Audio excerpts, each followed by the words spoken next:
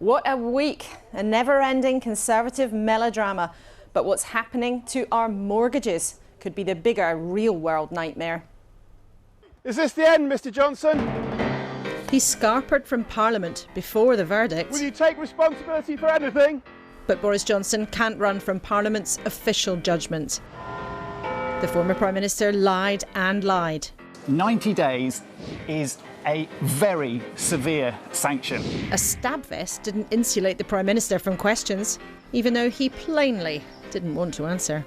You know about a report that I haven't even seen yet, so it's hard for me to comment on it, but we are But will you talk to us once you've had a chance to read? Well, what we are doing is having an interview now talking about tackling illegal migration. Boris Johnson is not only a lawbreaker but a liar. He's not fit for public office and he's disgraced himself. It's been another week of self-inflicted political pain for the Conservatives.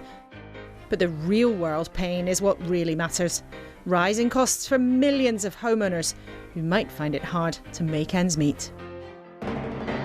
So our main question this morning we'll put to Michael Gove. Will the Conservatives stop arguing for long enough to work out what to do about our mortgages? Ahead of the SNP in the polls for the first time in years. Labour in Scotland, its leader Anas Sarwar joins us for the first time. Vladimir Putin has put her husband behind bars for opposing him. But Evgenia Kara-Murza tells us this morning she will never stop fighting for her husband's freedom. And his shelf is groaning with awards. Actor Sir Rylance tells us about his new show and the shifts on stage and screen.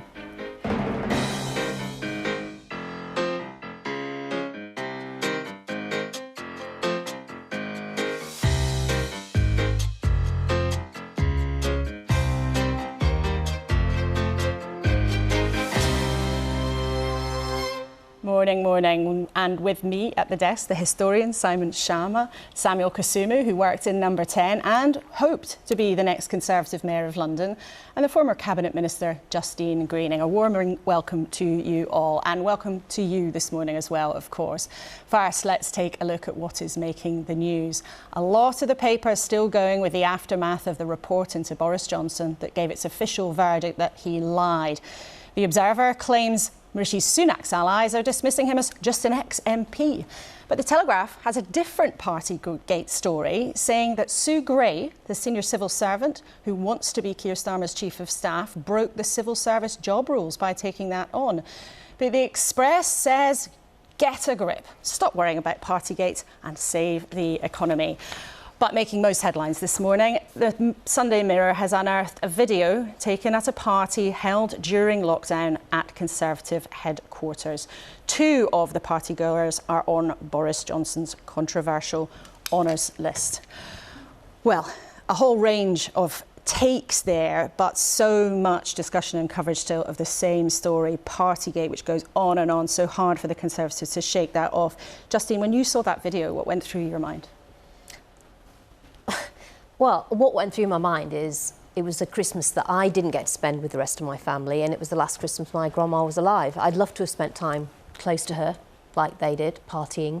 So I thought it was disgraceful, and I think it just reminds people that there were rules set in Number 10, and so many people at the top of that party weren't following them themselves. And Samuel, you were working inside Downing Street during the pandemic. I mean, what was going on? Did you know that there were social gatherings taking place? Yes, I was just saying to Simon earlier, I have a sister who came from New York to visit around that period. And of course, I couldn't see her because the rules were you were not allowed to mix in different groups. And so, yes, I was aware. I didn't attend any of the parties, and as you know, some of the reasons why I chose to leave was because, you know, I didn't want to be a part of some of the things I was seeing. So you were seeing parties happening during lockdown, and that's one of the reasons that you quit? One of, but, you know, many others as well. Simon, what do you make of this still going on? I mean, when you were here last, we were discussing about some of the Conservatives' sort of woes and never-ending arguments with each other, partly as a result of the pandemic. But what did you think when you saw these images? Well, on the one hand, it seems... It could seem to be ridiculously trivial, really, but it is profoundly not trivial. It's profoundly serious. During terrible emergencies like a pandemic, we agree to give up some of our normal life because we share our sense of having something in common with each other. You do not meet because you're in danger of infecting other people. So everybody you know, agreed to give up some of one's normal practice, often in extremely difficult circumstances. So while in the summertime, where we are now, we all don't really want to hear, part of us doesn't want to remember how tough life was, this is a source of genuinely righteous anger, because it seemed to be so feckless, so irresponsible, the sort of thoughtlessness and stupidity. Stupidity can also be immoral sometimes, Laura, and the jiving jumper and the Christmas outfits and the completely idiotically amoral delivery of life is normal, let the little people suffer, let the other people, you know, give up what they would normally do, just pour another glass of Bulgarian Burgundy and have done with it. Samuel, just quickly on the specific question that has exercised Westminster this week, do you think that Boris Johnson knew what was going on? That is a very difficult question. I think the Privilege Committee's report was obviously very damning. I'm never going to give an opinion on whether or not Boris knew what was going on, but what I can say is he was captain of the ship, so he was and is ultimately responsible for the things that happened. And I think it's also important to say that I wasn't the only colleague that wasn't participating in these activities. There were a lot of people working hard at trying to save lives during that period. And so I think it would be unfair to paint everybody with the same brush. And you were part of the team that created the vaccine, so we'll talk to you a bit about that a bit later in the programme. All three of you, thank you very much for now. Now, being able to buy your own home is not an unreasonable ambition. It's meant to be what Tory dreams are made of. Being able to afford your rent is probably not too much to ask either. But rising mortgage rates, disappearing mortgage deals and spiralling rents make keeping a roof over your head a tougher and tougher proposition for many people. And lots of you have been telling us in the last couple of days that you are frightened about what might be coming round the corner. Keep your questions and comments coming. You can do that, kuenssberg@bbc.co.uk, or use the hashtag #BBCLauraK. And there'll be lots of chat about the conversation we're about to have on the BBC Live page. The address is there for you now. That conversation is with Michael Gove, the Levelling Up Secretary, and we'll talk about mortgages and housing in a second because that is so important to everybody watching this morning. But we have to start by talking about this video that, as we've just heard, Simon has said, has caused, again, righteous anger. Now, as Justine said, she wasn't able to see members of her family. If you were one of those people who'd lost a relative during the pandemic, or wasn't able to see a grandparent in a care home, what would you think when you saw that video? Well, it's terrible. And I think that what Samuel, Justine and Simon said, they're all right. They're all absolutely correct in their reaction to this. As Simon pointed out, the restrictions were put in place. The curtailment of liberty happened because we needed to make sure that the virus did not spread and placed an intolerable strain on the NHS, and then, as a result, provide people with a situation where healthcare was not there for them. So we all accepted a curtailment of liberty. Well, you didn't. And then, these people didn't accept and then we see of liberty. this, and naturally, anyone looking at this video is going to be extremely angry.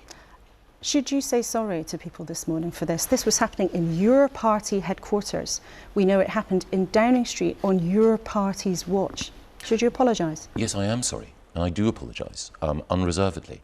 This particular event, I think, led to an investigation that's already happened, because the video is new, but it was known that there was an event. There was a photograph, I think, that was made public, and as a result, there was an investigation. Disciplinary action was taken, and as we all know, there have been police investigations into what happened in Downing Street. But putting that to one side, on a personal level, I would like to apologise to people for this behaviour. It's unacceptable and indefensible. And nevertheless, you say it is indefensible. Nevertheless, two people who are in this video were given honours. Yes. by Boris Johnson? Should they be stripped of them? No, I don't think that. And I have to explain the context for that, so I hope that you and viewers will allow me to do so. The decision to confer honours on people was one that was made by Boris Johnson as an outgoing Prime Minister. Outgoing Prime Ministers have that right. Whether or not they should is a legitimate matter of public debate, but they do at the moment. An outgoing Prime Minister hands the list to the existing Prime Minister, to Rishi Sunak. The Prime Minister, Rishi, hands it to the House of Lords Appointments Committee, an independent body. They scrutinise it. There were some names that were on that list that the committee vetoed. It then goes back to the PM, back to the palace. That's the process, but you don't think the people who were caught out in this video should lose those honours? Again, I have to, and I do respect due process. So we'll all have our personal feelings about who was on that list. The decision about who was on that list was Boris Johnson's. So, but that's made and that's a done deal. That is. All right. That's the nature of the process. Okay. Let's talk about something else then. I want to show you and our viewers something that is happening right now. This time last year, a 2-year fixed rate mortgage, you could get a deal for just over 3%, costing you £963 a month. The kind of deal this time, 12 months later, nearly double. Yes. £1,200 a month. How on earth are people going to afford that kind of thing? Well, it's uniquely challenging, and there are lots of people who, as you quite rightly point out, are on fixed-rate mortgages, who are moving off them, who are facing significant increases, and it's part of a broader cost of living challenge that so many people are facing. That's why the government is concentrating on making sure that we can deal with that cost of living crisis by halving inflation. That is our clear commitment. It is our #1 policy commitment. But this is talking about what's happening to people in the real world, not your ambition by the end of the year. Yes, but that ambition will have a direct impact on people's lives in a beneficial way. You hope. One of our viewers, Alice Plant, has told us that her mortgage is going to go up. I think we can show her comment. Her mortgage is going to go up by more than £400 a month. Yes. £400 on top of everything else going up and up and up. So I'll ask you again, how on earth are people going to afford this? Well, the government's already taken steps to support people through the cost of living crisis, including particularly support to help people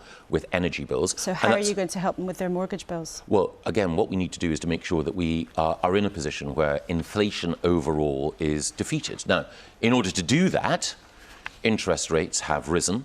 Interest rates are rising in other countries as well.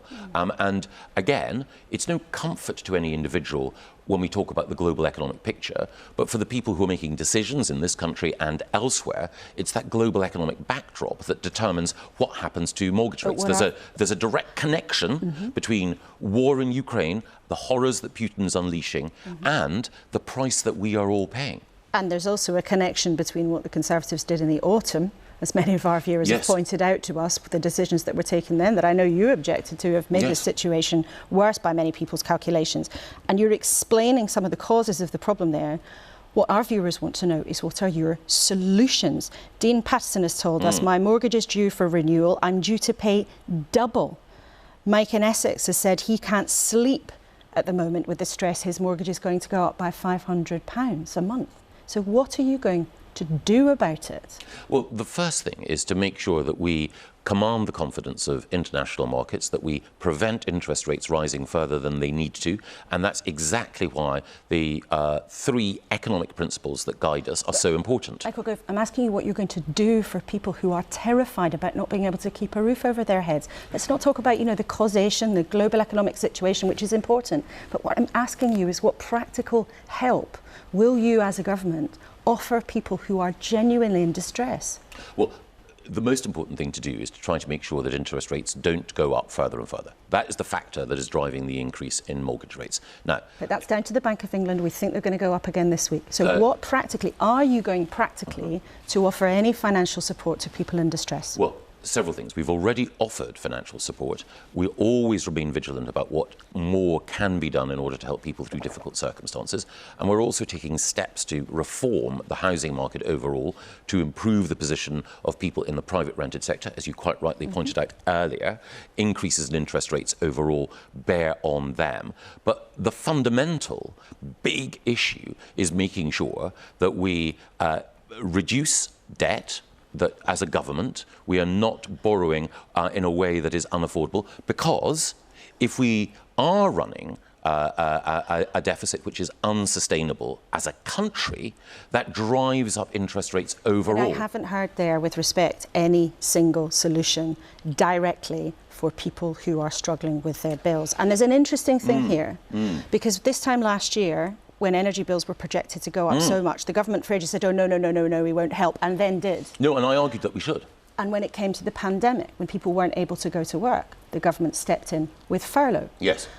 Is it the case that you are ruling out stepping in any way to the mortgage market to help people who are terrified about what might happen? Well, I think precisely in your question lies the answer. So in the past, when there have been specific challenges that people have faced, then the government has stepped in and has put its hands around people. And will you this time? But there's a difference in analysis between us in that, on this question, and it goes specifically to what is the best way of tackling the mortgage problem that people face.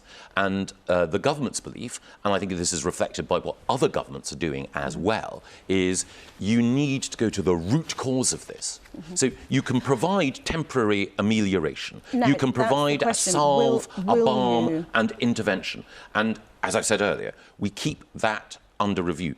But there are two critical things. If we're thinking about any sort of support for anyone who's going through difficult times, then it will be the Chancellor of the Exchequer who would make any announcement at the appropriate moment, taking into account everything that we face here. And there's another very important point here as well.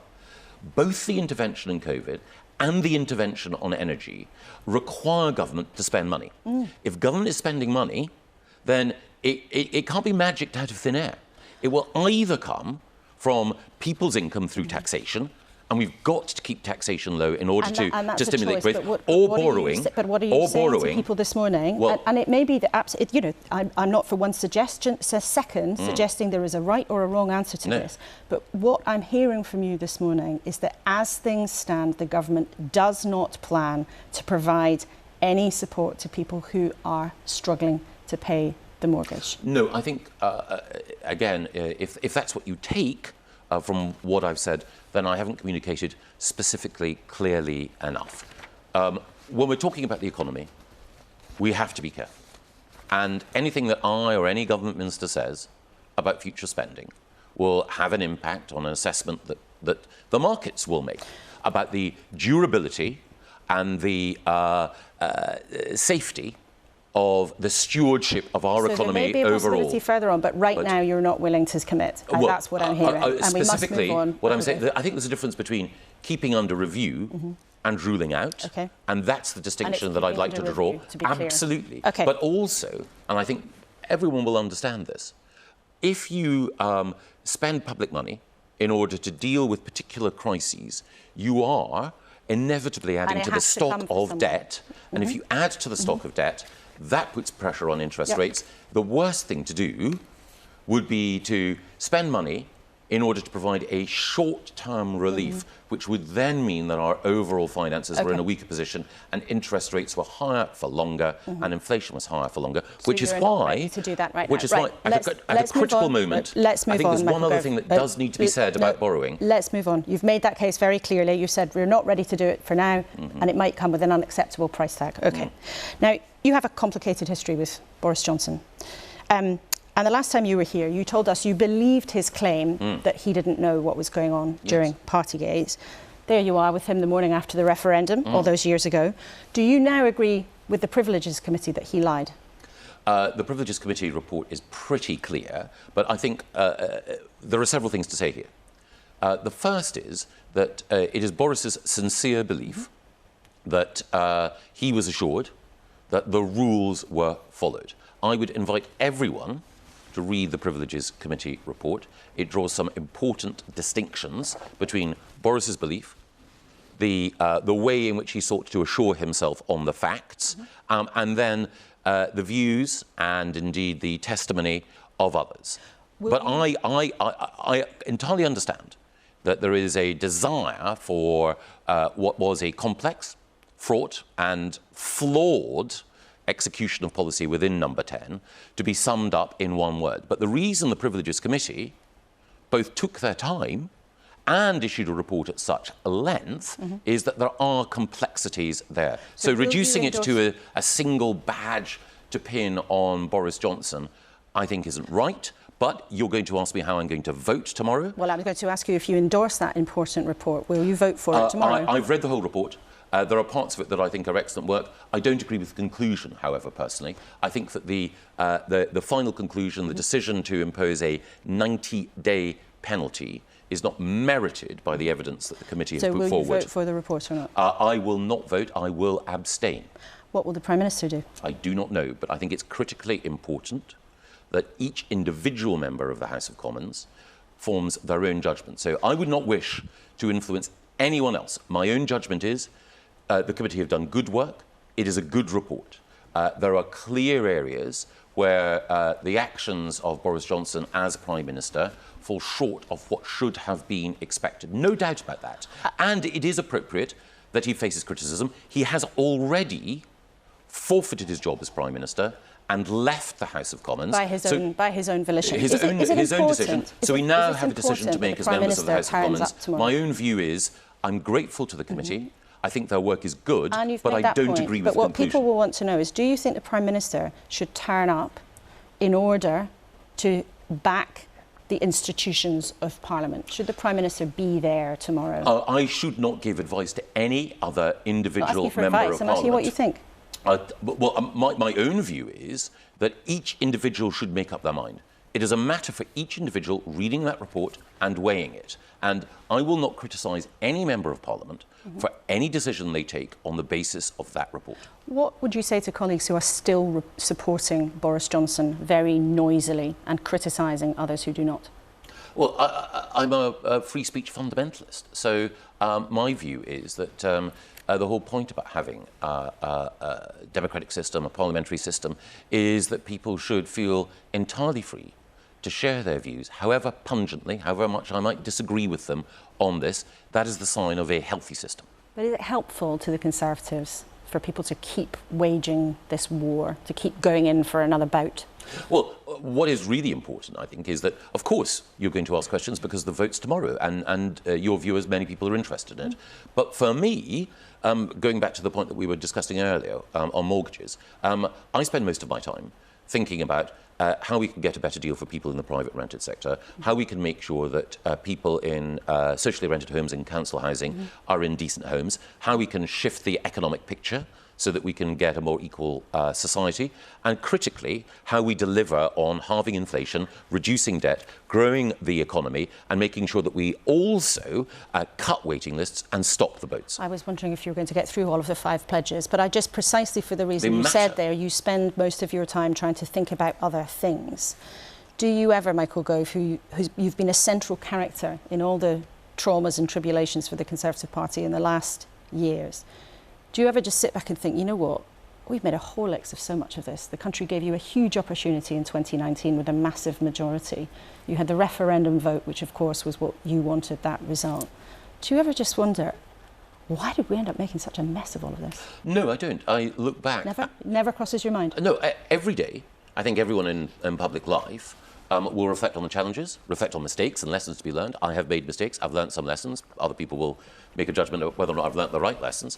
But talking of learning lessons, no pun intended, I look back at what we've achieved in education. Justine, your guest, was an education secretary who was at the forefront of driving change to advance social mobility.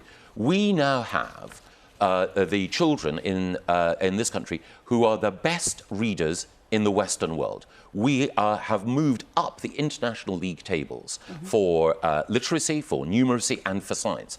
That is a real beneficial difference that millions of people have benefited from. And when Justine was Education Secretary, as a Conservative Education Secretary, we had succeeded in narrowing the gap between the performance of children from poorer and wealthier backgrounds, even as that gap was growing in our native Scotland. I'm proud of that. I'm proud that as Environment Secretary, we got rid of a system system which meant that money went to the wealthy, simply on the size of their landholding, and instead we used that money to improve our environment, to invest in nature, and to bring back many of the parts of our country that had been nature depleted to a state of a greater degree of natural environmental health. Well, Michael Gove, thank you. It's always great to have you in the studio, and thank you for taking questions on a range of subjects after a very dramatic week. Well, let's see there what Justine Greening, who Michael Gove was flattering during his last few comments there, made of that. I mean, Justine, do you think that the Conservatives are going to be able to move on from all of this?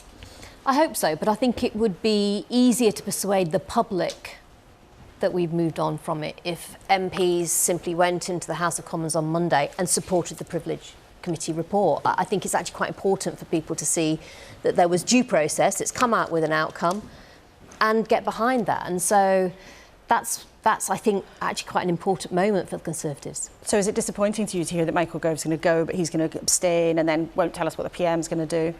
Well, as he says, everyone will make their minds up, but I think people are in Parliament to take votes, and I think they should be decisive about supporting the Privilege Committee work.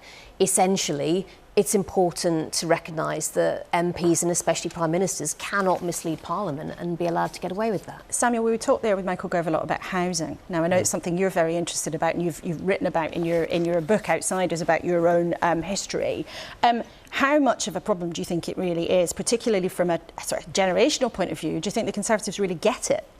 I think some get it. I think one of the reasons why I'm not the candidate that is going to be contesting against Sadiq Khan next year is because some don't. I think Michael Gove is a fine politician, but bluntly, the scrapping of mandatory targets for house building is borderline unforgivable. Unforgivable. And I think we're going to probably pay for that in the polls next year. Why do you think then that choice has been taken? Well, you look at places like home counties where maybe people are less keen on house building, and it was, you know, in my opinion, a political decision, but a very short-term decision, because I think there are a lot of young people around my age who are struggling not just to buy a home, but to pay rents, and as a result, they're going to be looking for politicians that can empathise with the experiences that they currently have. Simon, what do you make of that? I mean, you're at the other end of the generational scale, if I may say. Yeah, I mean, you know, Michael Gove is so charming, and the message was suck it up, everybody, and the best of British luck as far as mortgage raises go. And there were two kind of very crucial footnotes to what he was saying, I think. I mean, both of which really aren't, I mean, some alluded to this. One is the sort of general sense in the country of profound inequity of opportunity, really. And it's wonderful that, you know, all sorts of educational opportunities have been opened up. That's indisputable. It's equally very unwonderful and upsetting that in so many other respects, the way inflation has hit people's fortunes very unequally in the country, while they, you know, see the well-off doing better off. And secondly, the dreaded B word, which every time you have me on, Laura, it's wonderful. I'm the only person who actually dares to utter the dreaded word Brexit again. You know, our inflation rate is worse right now, I'm not saying it'll stay that way, than any other developed country in the EU. Mortgage rates also very bad compared to competitors. So this is not totally incidental, because Brexit has driven labour costs up. We all know that, and that's contributed to inflation. The Governor of the Bank of England was saying that this week. Yeah, exactly. So this is the immense, hairy, mighty tusk, not even elephant, mastodon in the room. But we've left, so we have to move on and focus on the future. And I think that's the most important thing. Moving on requires actually saying we've made the most colossal mistake. But how does that add any value to what we do next? Well, because you actually tell yourself the truth in politics. Okay. And in another respect, we've been talking about the way democracy depends on the acceptance of truth. Justine, when you hear Samuel talking about the Conservatives sort of missing the generational boat, is that something that concerns you? I know you do a huge amount of now on social mobility and, you know, trying to recreate a sense of that. But when you hear Samuel talking like that as a young Conservative, what do you think? I thoroughly agree with him. I think actually this issue of Brexit and take back control, the reason that phrase resonated so much with people, it was much more of an individual sense of people not feeling like effort led to reward. And that's why the other half of what Boris won a landslide on, levelling up and social mobility, equality of opportunity, was so important because it was about fixing that much more homegrown structural inequality of opportunity problem that Britain's got. And of course, it is a challenge with mortgage rates going up, and we know the people who are going to be on the sharp end of those challenges. It's not going to be people who are wealthier, it's going to be people who are already further behind. And talking about opportunity, Samuel, people might be aware that you were hoping to become a Conservative London mayoral candidate, but you didn't make it to the shortlist. Why do you think that is? You know, you'd worked in Downing Street, you've been quite a prominent person in the party. Yeah, and I had the most backers, etc., etc. To be honest, it's because I'm an outsider. People said to me, Samuel, you don't sound like a politician. People that were in the room deciding the long list, and others said, Samuel, you haven't attended enough dinners. And so, you know, all of the indication was that the reason why they didn't want me in the room was because I represented something that perhaps they were slightly uncomfortable with. So you were told that you don't sound the right way, you don't know the right people? Well, yes. Yes. I mean, if you look at the logic, I know not all of your viewers will know who I am, but certainly in the Westminster bubble and in Conservative circles, there was no logical reason why I wouldn't have made a long list. I'm not upset about it, this is politics, but we have to ask ourselves, is this the way we want our political structures to function? Well, you've written more about those structures and your hope of getting into those structures to make a difference in your book, The Power of the Outsiders. Power of the Outsiders out. Oh, well, there you are. Take in your own plug. Well, there we go. If you don't ask, you don't get. Thank you, all three of you, for now, because you might remember a few weeks ago, we went to interview the Russian ambassador to the UK, and in part of what was a surreal conversation, we showed him a question from a woman called Evgenia Kara-Murza. She wanted to know why Vladimir Putin throws his critics in jail. It is not my judgment, it is judgment by the court. Her husband, Vladimir, a journalist and activist who has British as well as Russian citizenship, was sentenced to 25 years in prison after he had criticised the Putin regime. His sentence followed 2 poisonings, assassination attempts that she says were carried out by the people who are now his captors. So I've been asking her what she made of the ambassador's answer. When he answered that question, because that says a lot. You know, just anthropologically, it's interesting to see these people telling lies and lies and lies and trying to convince themselves of their own lies. Because obviously they have to understand that they're lying, right? I mean... What would you like the government to do? Well, I would definitely like him to be more forceful and outspoken in Vladimir's case. And I would like these governments to use any means available to save my husband from what's happening to him, because he was targeted twice for assassination in the past. And I realized that the Russian regime considers him a personal enemy. And I have every reason to believe that Vladimir's life is in danger now that he's held by literally the same people who tried to kill him twice in the past. How is he? His spirit is still strong. You know, he's amazingly strong and inspirational to so many people. And he continues giving people hope and encouragement, even from behind bars. So spiritually, he's very strong. Morally, he's very strong. His health, of course, is not as strong as I would like it to be. After 2 poisonings, he lost over 20 kilograms. So, you know, I understand that for someone in his condition, someone who survived 2 assassination attempts in the past, Vladimir does not have 5 years, let alone 25. So I believe that it is also my duty as a Russian citizen, as a mother of 3, and as Vladimir's wife, to continue fighting by his side. And I will do that for as long as it takes me. I know he just spoke to your children for the first time in a long time. Can you tell us anything about that conversation? What did he say to them and what did they say to him? Well, you know, as it is heartbreaking because I was not even home when that conversation happened. I was doing my advocacy. I was away. I was on yet another trip. But the kids were able to hear their father's voice, and I'm so happy for them. And I'm happy about them having these 15 minutes with their father, 5 minutes each for our 3 kids. So, you know, it's the fact that I'm happy after all this torture of having the father torn away from them. It's how is it okay. So yes, they talked to the father and they told him that they loved him. They told him what they were doing in their lives, because Vladimir, of course, is missing a lot. He's always been there for the kids, you know. And just finally, this is a hard question to answer. You've said you don't think he has 5 years left, but do you think you'll see your husband again?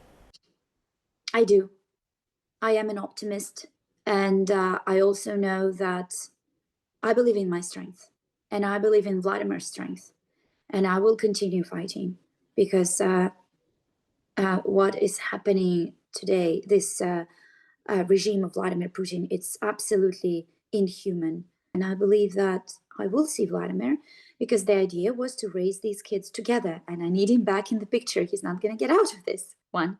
I do believe that I will see him, and I also believe that because I have so many friends and allies in my fight all over the world. So I know that I'm not alone in this fight, and I will continue. The incredible Evgenia Kara-Murza. Simon, as a historian, how do you look at where Russia is at this stage? Well, I first want to say how moving and that was, and how much respect one must pay from generation to generation. In some senses, Laura, you know, this terrible, tragic epic of the price of telling the truth against hideous autocracy is paid so often. You know, the case in the 1930s, the case in the 1950s. We can sort of come to accept it as part of the way. It's just shrug our shoulders and say, it's very nice to live in a democracy. There are always evil people in evil regimes. But that, it's very important, really, with everything else we have, inflation, cost of living, not to discount the kind of epic struggle between freedom and tyranny. And we're in exactly such a situation now. Russia, of course, actually is in a situation, Putin is in a situation where he has to somehow prevail in this war, else he's going to be displaced by even more brutal people like Prigozhin on his right. How the war resolves itself, even with the most expansive historical wisdom possible, it's very, very difficult and dark to see right now. Thank you, Simon. One of the things we will be doing is keeping an eye on Evgenia's story, and hopefully we'll speak to her again sometime. Thank you all very much for now. Now on to something different. There is good news for Labour in Scotland. No one said that sentence very much in the last few years.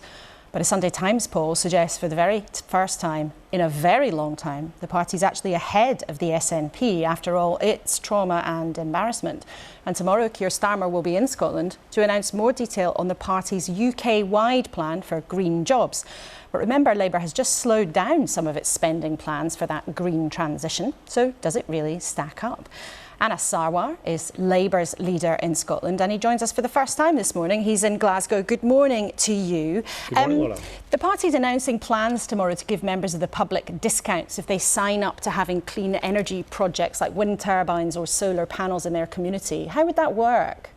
Well, we want to use the strength of the UK Treasury to legitimately deliver a green revolution in our country.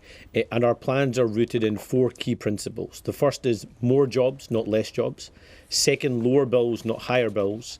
Third, greater energy security and less reliance on imports from despotic regimes like Russia. And fourth is climate leadership. I want Scotland to lead the world and the UK to lead the world in the green revolution. And that's why through GBE, the Great British Energy Company, we will make those strategic investments to make sure that we realise that ambition. And that's partly partnering with local authorities, devolved administrations, parliaments, our regional mayors, for example, as well as those larger scale strategic investments so we can leverage in the industry so we can genuinely deliver that transformation that's good for the North East, good for Scotland and good for every part of the UK. Now that all sounds great, like you're promising milk and honey coming out of all of the taps, but you know, this week the Labour Party actually slowed down its promise to invest £28 billion a year in the green transition. So why should anybody believe that you'll stick to any of that when you're not sticking to your first spending commitment on it? I actually think that what Rachel Reeves set out in the last week demonstrates that we're serious about it, because you're going to spend less money. money. No, because we are being realistic about the economic circumstances we're currently living in and the economic circumstances that we may inherit from this disastrous, economically illiterate Tory government. When we first announced this policy 2 years ago, the interest rate on foreign borrowing was much, much lower from what it is today. So we have a deliverable, well thought through plan that is actually going to transform the country. We're talking about almost £100 billion of investment. But I think it's really important to stress that this green transformation is not going to happen just with government money alone or government action alone. It's only going to happen if we partner with the industry. That's partly the oil and gas industry in the northeast, but also partner with local communities across the country to deliver local benefits around the green transformation. We've had over a decade now of big promises from both a UK Tory government and a Scottish SNP government that somehow we were going to deliver the Saudi Arabia of renewables in Scotland. It's not happened, it's not been delivered. Labour's not going to miss that chance. But this is a once-in-a-lifetime chance. But the government's already got proposals to advance a scheme where if people want a wind turbine in their area, in order to get discounts or to get money back for their community. So why is this any different?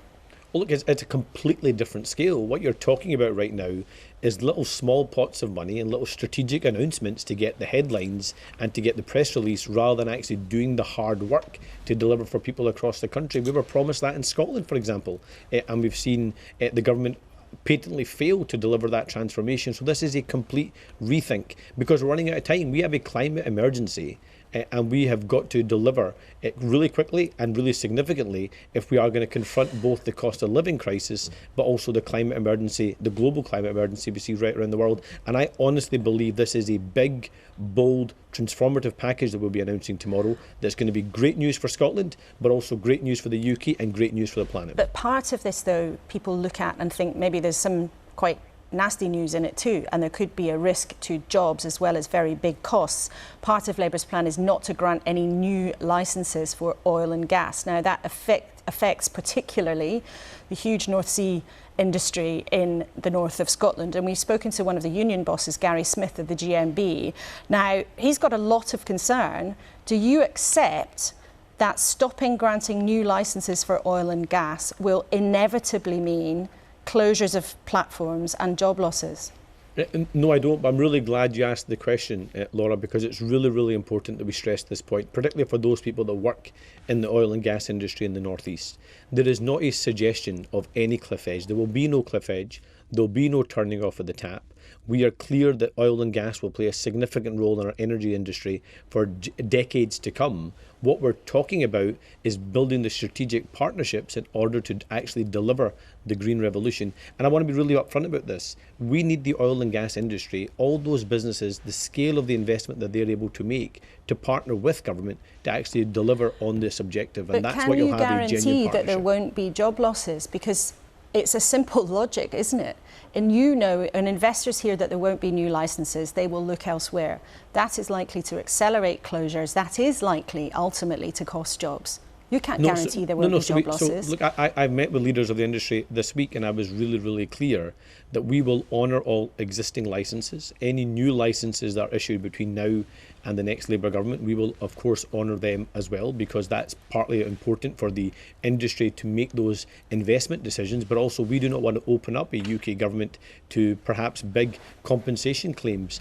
So what we're talking about is building that genuine partnership for the transformation, and I genuinely believe that this is deliverable. I know it's good for the North East, I know it's good for Aberdeen, I know it's good for the UK. It's a positive plan, a transformational plan, and one we're going to sell with confidence. Anas Sarwar, it's the first time we've had you on the show, and happily for you, it's on the day that the Sunday Times puts Labour ahead of the SNP for the first time in a very long time in Scotland. It suggests you're going to win 26 seats at the general election in Scotland. Is that realistic? Look, first of all, I'll say it's feet firmly on the ground. Of course, it's good news, it's positive news, but we're not complacent. We've still got a hell of a lot of work to do to persuade people across Scotland and across the country that the Labour Party is ready to serve and ready to deliver a transformative Labour government. But is that realistic, that number of 26? I mean, look, is that anywhere on in your wild, look, is that a wild imagination, or is that something you might hope for? Well, look, 2 years ago when I became the leader, we were 32 points behind the SNP, and if you had told me then that 2 years on we'd be neck and neck with the SNP in the opinion polls, I wouldn't have believed you. I would have believed that we're close to them. I wouldn't have believed that we were neck and neck. But I think something different is happening in Scotland. I think there is momentum with the Scottish Labour Party. I think there is a mood for change. But as I say, I'm not complacent. I think people have understood that they want to get rid of this economically illiterate, morally bankrupt Tory government. But I think they're also growing more and more out of touch with this incompetent, dysfunctional SNP government. But as I keep stressing to people, the easy part is saying why your opponents deserve to lose. The harder part is setting out why you deserve to win. But and I'm not complacent about that for a second. I'm going to work day and night to persuade people to positively vote Labour, not just vote against the Tories or the SNP. But it's interesting. Last week, Alan Cumming, the actor and a very prominent Scot, said in this studio that actually Labour looked like Tory light. And there are a lot of people on the left of your party around the UK, not just in Scotland, who look at, Keir Starmer's promise to ditch tuition fees. That's gone. I know you've got a different position in Scotland, but whether you look at what some people see as watering down some of your climate investment, and there is a kind of, it's not really the Labour Party. What do you say to them? Well, look, first of all, in terms of those people that are ardent SNP supporters, of course they're going to want to attack the Labour Party. Of course they're going to tarnish the Labour Party because they know that the Tories winning again is perhaps the only way they can resuscitate their own party here in Scotland. Hamza Yousaf's already said it doesn't matter if the Tories win again across the UK. Actually, it really matters if the Tories win again, and that's why Labour is determined to get rid of this rotten Tory government. But I also say to people, look, I didn't join the Labour Party for us to be a protest movement, for us to keep losing elections, but still to wake up in the morning happy that we are ideologically pure. I am in the Labour Party. People support the Labour Party because they want the Labour Party to be a party of government so we can actually do things for the country positively in line with our values. That's a positive, that's a good thing. And Keir Starmer has transformed the Labour Party in the last 3 years. I hope people can see we've made significant change in Scotland, but we've still got work to do. We're not complacent about it, and we're determined to do that work. OK, Anas Sarwar, great to have you with us from Scotland. It'll be interesting to see what Keir Starmer has to say when he is there alongside you tomorrow. Now, whether you are a sofa TV binger or a movie buff or you love the live crackle of the theatre, you will know Sir Mark Rylance, one of the greats of his generation. His Shakespeare performances are legend. He's won an Oscar and just about every other award going. But you might have watched him with the kids or on your own as the BFG, or you might know him as the brooding outsider, whether Cromwell in Wolf Hall or the Russian sleeper in Bridge of Spies. He told me he'd been an outsider and an oddball as a young man. And his return to the London stage in Dr. Semmelweis, he plays another maverick, a real-life hero who challenged the medical world with his theories and saved countless lives. Well, it's a story about a person who makes a remarkable discovery that saves hundreds of thousands of lives. So that's interesting to me whenever. We're always needing new discoveries in all fields of human activity. And then the other aspect of this particular story is that he can't convince anyone. And the disease that he's stopped was killing tens of thousands, hundreds of thousands. And so the second half of the story is why is he unable to convince people of something that he clearly proves very simply as washing his hands.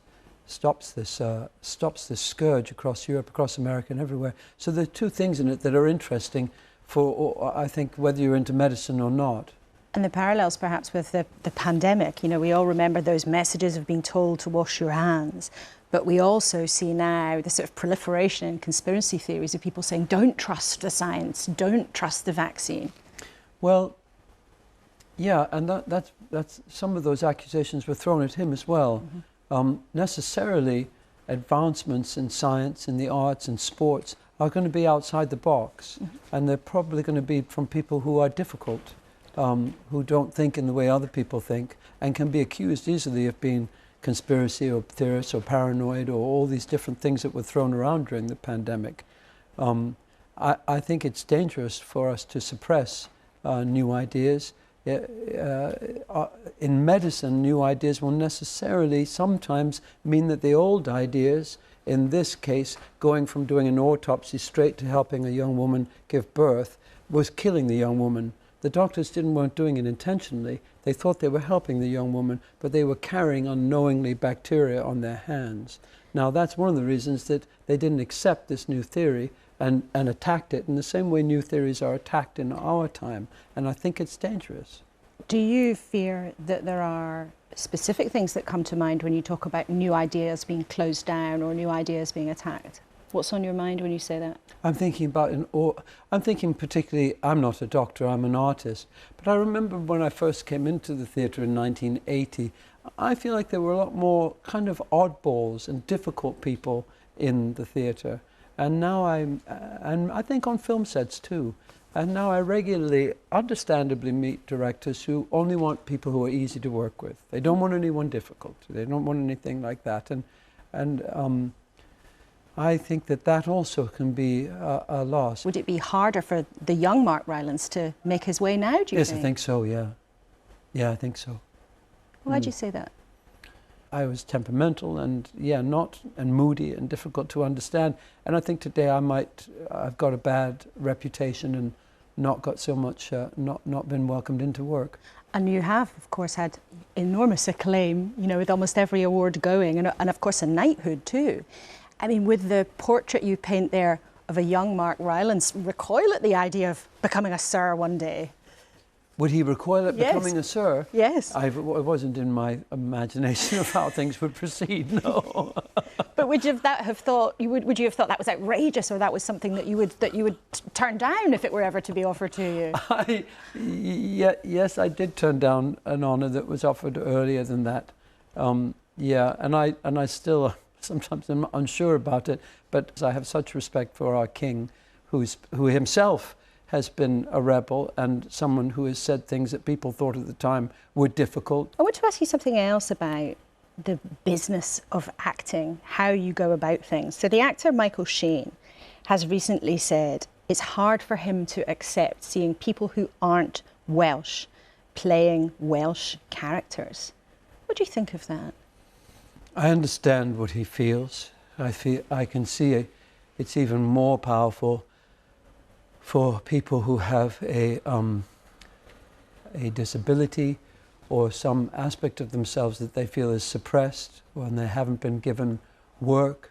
When I was at RADA in 78 to 79, I'm not sure there was anyone from the African diaspora, maybe one actor in the 80. When I was at the RSC in 1982, I don't think there was any actors from the African diaspora in that company at that time. So things have improved, and so now it's unthinkable that anyone other than someone from the African diaspora would play Othello, for example. And I think it's probably getting difficult to play Shylock if you're not Jewish. But I certainly doubt that I'll play a woman again. Really? I would suspect that's not, it's not where society is at the moment. But is there a risk to that? Because surely, the most fundamental thing about acting is someone like yourself using their talent to pretend and convince all of us that you are someone that you are not. And we have also seen recently black actors playing real life white figures from history. So isn't there a risk actually? Because with all of this then, who decides what's okay? I think there is a risk to the imagination. I think it is a shame that we're closing down the ability for people to imagine and experience. For me, it was very, very useful for me to play women, the times that I played women.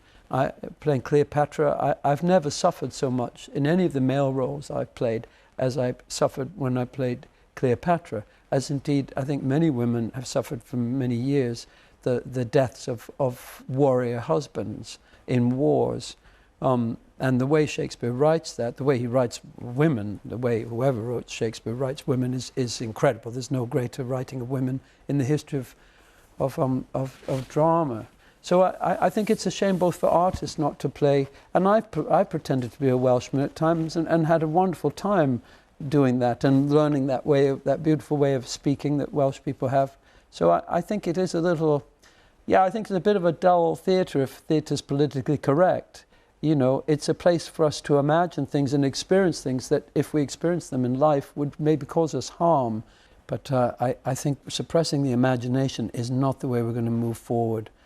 We need the imagination more than ever now. And to play and imagine and pretend is a great way to get out of tight situations. It's been such a pleasure to talk to you this morning. Thank you. It's fascinating. Thank you so much. The glorious Mark Rylance, and you can see his new play, Dr. Semmelweis, written with Stephen Brown, at the Harold Pinter Theatre in London from the end of this month. Now it's nearly 10 o'clock. Cast your minds back to that video of staffers partying at Tory HQ. Here is what the Cabinet Minister, Michael Gove, had to say. Naturally, anyone looking at this video is going to be extremely angry. Should you say sorry to people this morning for this? This was happening in your party headquarters. We know it happened in Downing Street on your party's watch. Should you apologise? Yes, I am sorry. And I do apologise, unreservedly. But what lots of you have been getting in touch about is how expensive things are getting. Natasha Keenan told us on email, I've been renting my property at £1,550 a month, but the rent's going up to £1,950. I cannot afford the rise. She says that she'll be homeless in August as a result of that. But on the other side, Sharon Cater has said people need to take responsibility and curb their spending habits and accept that inflation needs to fall. Not a very happy situation.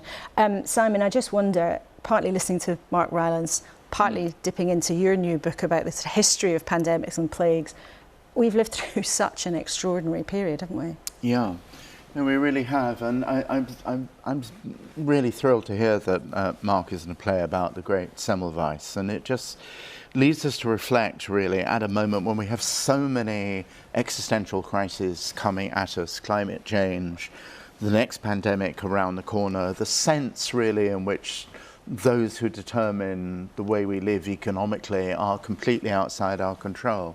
That human beings are this funny paradox, Laura. On the one hand, we're remarkable. We produce Semmelweises, and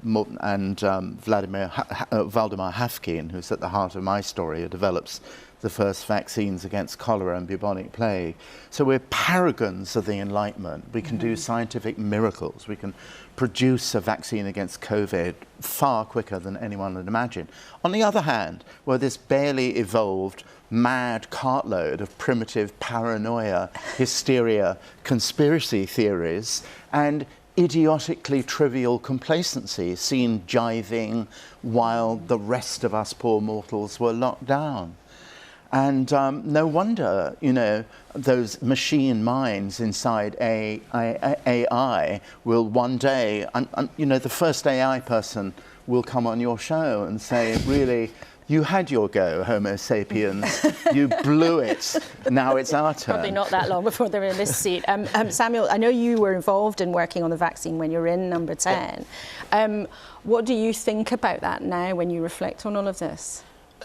About the vaccines or about not the parties? Well, I suppose the sort of terrible mishmash in a way of what Simon has said. Human beings are completely complex. We can achieve brilliant things and do really stupid things, and it could all manifest itself simultaneously. And so Boris Johnson's legacy is, of course, the vaccine deployment, but it's also some of the nonsense that happened when I was there. But it's completely possible to achieve great things and still be a bit of a knob, I think.